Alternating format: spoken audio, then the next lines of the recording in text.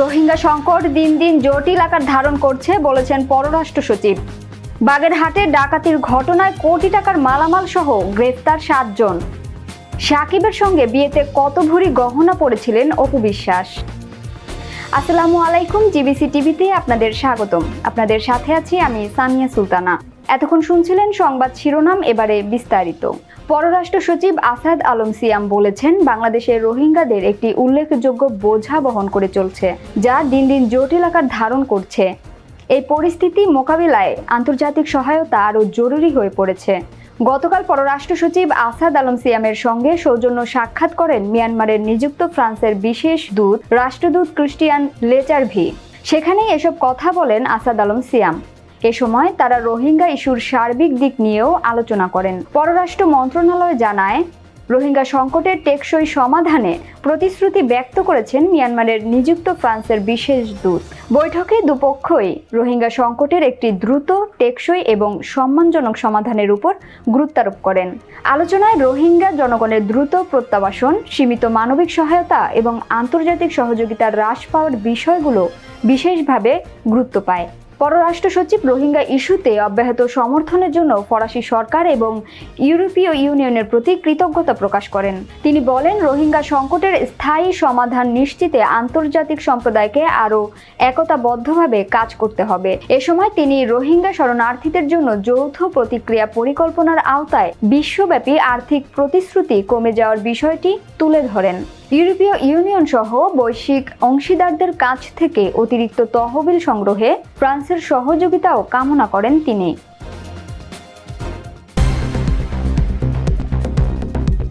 বাগেরহাটে ডাকাতির ঘটনায় কোটি টাকার মালামাল সহ গ্রেফতার 7। AH নান্টুর রিপোর্টে বিস্তারিত।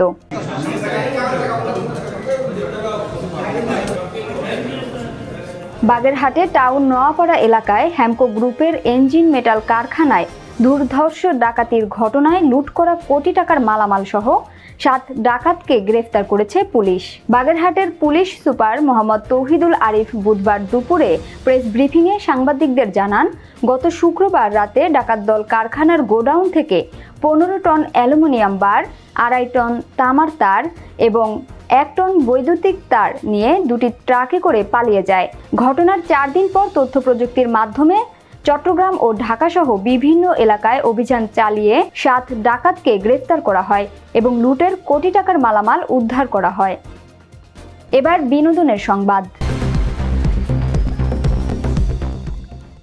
সাকিবের সঙ্গে বিয়েতে কত ভরি গহনা পড়েছিলেন অপু বিশ্বাস। ঢাকাই সিনেমার শীর্ষ নায়ক সাকিব খান এবং অপু বিশ্বাসের বিয়ে, বিচ্ছেদ ও বর্তমান সম্পর্কের সমীকরণ নিয়ে বিতর্কের শেষ নেই। 2008 সালে গোপনে বিয়ে করেছিলেন ঢালিউডের জনপ্রিয় এই জুটি। দীর্ঘদিন বিষয়টি গোপন রাখলেও 2017 সালে সন্তান আবরাম খান জয়ের জন্মের পর বিষয়টি প্রকাশ্যে আসে। এর 1 বছর পরই বিচ্ছেদের পথে হাঁটেন এই জুটি।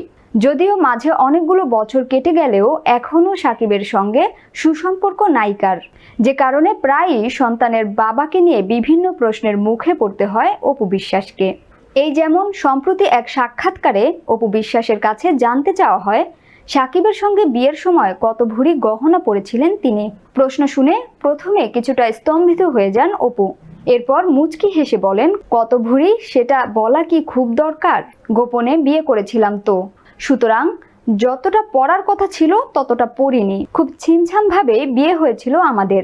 বিয়ের পর অপু বিশ্বাস ধর্ম পরিবর্তন নিয়ে নানা গুঞ্জন তৈরি হয়েছিল। এ বিষয়ে অপু এক সাক্ষাৎকারে জানান, সত্যি বলতে বিয়ের পরও আমি নিজের ধর্মেই ছিলাম। ক্যামেরার সামনে অনেক মিথ্যা বলেছি ক্যারিয়ারের জন্য। সাকিব তখন আমার স্বামী ছিল, তাকে সাপোর্ট করাই আমার দায়িত্ব ছিল। সবাই ভাবতো যেহেতু আমি মুসলিম ছেলেকে বিয়ে করেছি, আমিও মুসলিম হয়েছি, কিন্তু আসলে আমি হিন্দুই ছিলাম এবং আছি। বিয়ের পর ধর্ম পরিবর্তনের যে আনুষ্ঠানিকতা থাকে সেগুলো হয়নি। সাক্ষাৎকারে অপু আরও জানান, সন্তানকে নিয়ে ফেসবুক লাইভে আসার পরেই সবাই জানতে পারেন তিনি বিবাহিত এবং সাকিবের সঙ্গে তার সন্তান রয়েছে। সংবাদের শেষ পর্যায়ে শিরোনামগুলো জানিয়ে দিব আরও একবার। রোহিঙ্গা সংকট দিন দিন জটিল আকার ধারণ করছে বলেছেন পররাষ্ট্র সচিব।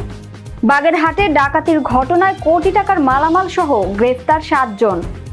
সাকিবের সঙ্গে বিয়েতে কত ভরি গহনা পড়েছিলেন অপু বিশ্বাস। জিবিসি সংবাদে এই ছিল এখনকার মতো।